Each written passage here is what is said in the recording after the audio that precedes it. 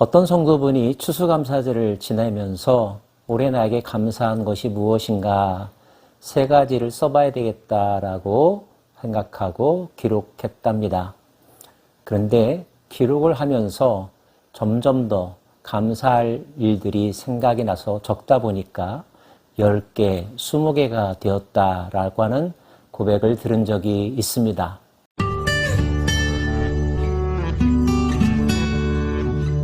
우리가 하나님을 찬양해야 될 이유, 감사해야 될 이유에는 어떤 것들이 있을까요? 특별히 구약시대의 이스라엘 백성들은 어떤 부분을 생각하면서 하나님께 감사했을까요? 할렐루야, 여호와 이름을 찬송하라, 여호와의 종들아 찬송하라, 여호와의 집, 우리 여호와의 성전, 곧 우리 하나님의 성전들에 서 있는 너희여, 여호와를 찬송하라, 그는 선하시며 그의 이름이 아름다우니 그의 이름을 찬양하라. 하나님의 성전에 갈 때마다 이스라엘 백성들은 마음의 충만함을 느꼈습니다. 하나님을 생각할 때마다 기뻤고 하나님으로부터 받은 은혜가 크다고 생각했죠. 그분의 선하심, 그분의 인자하심이 그들의 마음을 기쁘게 했습니다. 구체적으로 그들은 하나님께서 그들에게 행하신 일들을 기억하고 그것을 아뢰죠. 여호와께서 자기를 위하여 야곱, 곧 이스라엘을 자기의 특별한 소유로 택하셨음이로다. 이스라엘의 존재의 기원이 바로 하나님이라는 사실을 고백하고 있는 것입니다. 하나님께서 아브라함을 선택하지 않으셨다면, 하나님께서 모세를 보내어주지 않으셨다면, 하나님께서 가나안 땅에 들어가는 것을 허락지 않으셨다면 그들의 오늘은 존재할 수 없었겠죠. 그들이 하나님을 찬양해야 될, 송축해야 될 첫 번째 이유는 그들의 역사와 삶의 존재의 기원이 바로 하나님이시기 때문이었습니다. 여러분은 어디로부터 왔습니까? 여러분의 오늘은 어떻게 해서 가능하게 되었습니까? 그분에 대하여 감사하는 마음 가질 뿐만 아니라 표현해야 하지 않겠습니까? 내가 알거니와 여호와께서는 위대하시며 우리 주는 모든 신들보다 위대하시도다. 여호와께서 그가 기뻐하시는 모든 일을 천지와 바다와 모든 깊은 데서 다 행하셨도다. 그들은 하나님께서 행하신 일이 어떤 지역에 국한되지 않다고, 어느 특정한 시간에 제한되지 않다고, 하나님은 어디에나 계셨고 언제나 역사하셨다고, 그분이 행하신 일들은 인간이 흉내낼 수 없을 정도로 위대하며 영원하며 특별했었다고 고백하고 있습니다. 안개를 땅끝에서 일으키시며 비를 위하여 번개를 만드시며 바람을 그 곳간에서 내시는도다. 자연의 변화를 경험할 때마다 우리는 놀라지 않을 수가 없죠. 와, 어떻게 이런 일이 가능할까? 누가 이런 일을 행했을까? 과학적으로 많은 것들을 설명하고 있기는 하지만 여전히 궁금하고 미스테리한 일들이 자연세계 속에서는 참 많이 일어납니다. 구약시대의 사람들은 그것을 다 분석하려 하지 않았습니다. 자연의 현상을 받아들였습니다. 그리고 하나님께서 행하셨다고 고백했습니다. 그들이 무지해서였을까요? 그들이 분석 능력이 없어서였을까요? 분석했다 할지라도 그런 일들을 가능하게 한 것, 그런 과학적 원리, 그 또한 하나님으로부터 왔다는 것을 우리는 인정하지 않을 수가 없답니다. 그가 애굽에 처음 난 자를 사람부터 짐승까지 치셨도다. 애굽이여, 여호와께서 내게 행한 표적들과 징조들을 바로와 그의 모든 신하들에게 보내셨도다. 그들 역사에서 출애굽은 결코 잊을 수 없는 그야말로 역사적 사건입니다. 그들이 어찌 바로를 이길 수 있었겠습니까? 그들에겐 무기도 없었고 잘 훈련된 군사들도 없었으니까요. 바로 앞에 나섰던 것은 모세, 홀홀단신이었습니다. 바로가 모세의 말을 듣지 않는 것이 오히려 자연스러운 일이었죠.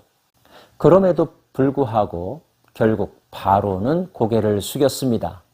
모세의 청을 그대로 다 수용할 수밖에 없었죠. 10번째 재앙, 장자의 죽음의 사건은 바로로 하여금 아무것도 할 수 없다고 제발 떠나만 달라고 하소연하게 만들었습니다.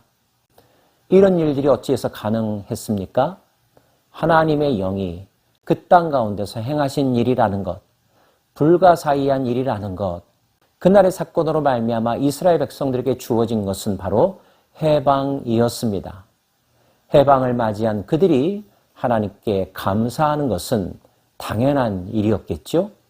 그가 많은 나라를 치시고 강한 왕들을 죽이셨나니 곧 아모리인의 왕 시혼과 바산 왕 옥과 가나안의 모든 국왕이로다. 출애굽했지만 누구나 다 그들을 환영해 준 것은 아니었습니다. 그들이 목적지를 선언했을 때 그 가는 길을 방해했던 사람들이 있었습니다. 그 지역에 이미 살던 사람들도 호락호락 자기 안방을 내줄리 만무했죠. 결국 피치 못할 싸움이 있어야만 했습니다. 그 싸움은 어떻게 해서 이스라엘에게 승리로 돌아왔을까요? 바산을 어떻게 이겼을까요? 가나안을, 아모리를 어떻게 이길 수 있었을까요? 하나님의 은혜였다고 고백하고 있습니다. 그들의 땅을 기업으로 주시되 자기 백성 이스라엘에게 기업으로 주셨도다. 여호와여 주의 이름이 영원하시나이다. 여호와여 주를 기념함이 대대에 이르리이다. 가나안 정복전쟁, 여호수아를 앞세워서 파죽지세로 중부와 남부와 북부를 쳐 그 땅의 거민들을 몰아내고 땅을 차지했습니다. 12지파가 골고루 땅을 기업으로 분배받았습니다. 이제 비로소 정착생활이 시작된 것입니다. 노예의 삶으로, 나그네의 삶으로 살았던 그들이 자리를 잡고 대대손손 살아갈 수 있는 땅을 얻었다는 것, 얼마나 큰 사건입니까? 역시 하나님의 은혜임을 그들은 잊지 않았습니다. 여호와께서 자기 백성을 판단하시며 그의 종들로 말미암아 위로를 받으시로다. 그 땅과 그 땅의 백성들은 이제 하나님의 말씀에 따라 통치를 받았습니다. 하나님이 기름 부어 세우신 왕을 통하여 다스림을 받았고 국가를 함께 경영해 갔습니다. 다윗과 솔로몬 시대의 부귀와 영화, 그들 역사에서 가장 화려했던 시절이었다는 것 잘 알고 계시죠? 꿈에도 생각해보지 못했던 자랑스럽고도 행복한 날들이었습니다. 하나님은 그들이 그 행복을 오래도록 누릴 수 있는 비밀, 방법을 가르쳐 주었습니다. 그것은 하나님만을 섬기라는 것이었죠. 우상의 마음을 빼앗기지 말라는 것이었습니다. 열국의 우상은 은금이요 사람의 손으로 만든 것이라. 입이 있어도 말하지 못하며 눈이 있어도 보지 못하며 귀가 있어도 듣지 못하며 그들의 입에는 아무 호흡도 없나니 그것을 만든 자와 그것을 의지하는 자가 다 그것과 같으리라. 일시적으로 남들이 가지고 있는 것이 부러워 보였고 그들의 형통함을 흉내내고 싶어 해서 그들이 섬기는 신들에게 마음을 주었던 적들도 있었습니다. 하지만 하나님은 그 길은 결국 패망의 길이라고 말씀하셨고 그들이 잘못된 길을 갔을 때 결국 커다란 징계를 받을 수밖에 없었죠. 영적인 지도자는 알았습니다. 그 백성이 하나님께서 허락하신 약속의 땅에서 대대손손 살아갈 수 있는 유일한 길은 그들을 구원하신 창조주 하나님, 구원자 하나님을 잊어버리지 않는 것, 그분께 경배하며 송축하는 것, 그분의 말씀대로 살아가는 것뿐이라는 사실을 말이죠. 이스라엘 족속아 여호와를 송축하라. 아론의 족속아 여호와를 송축하라. 레위 족속아 여호와를 송축하라. 여호와를 경외하는 너희들아 여호와를 송축하라. 예루살렘에 계시는 여호와는 시온에서 찬송을 받으실지어다. 할렐루야. 근원을 잊지 않을 때, 감사를 잊어버리지 않을 때 그 백성은 계속하여 감사할 일을 누린다는 사실 마음속에 새길 수 있기를 원합니다. 동일한 원리를 우리들의 삶에도 적용할 수 있습니다. 우리가 새로운 삶, 거듭난 삶을 살 수 있었던 비결은 무엇입니까? 예수 그리스도의 십자가 사랑이었습니다. 그 아들을 보내주신 하나님의 사랑이었습니다. 우리가 하나님의 백성이 되고 하나님 나라의 영원한 삶을 살 수 있는 소망도 예수 그리스도 안에서 나타난 하나님의 사랑 때문이었습니다. 그렇다고 한다면 우리가 해야 할 일은, 매주일 교회 가서 해야 할 일은, 큐티하면서 말씀을 묵상하면서 해야 할 일은 하나님을 송축하는 일, 그리스도의 은혜에 감사하는 일, 그분의 영에 순종하는 일, 그것이 아니겠습니까? 기도합시다.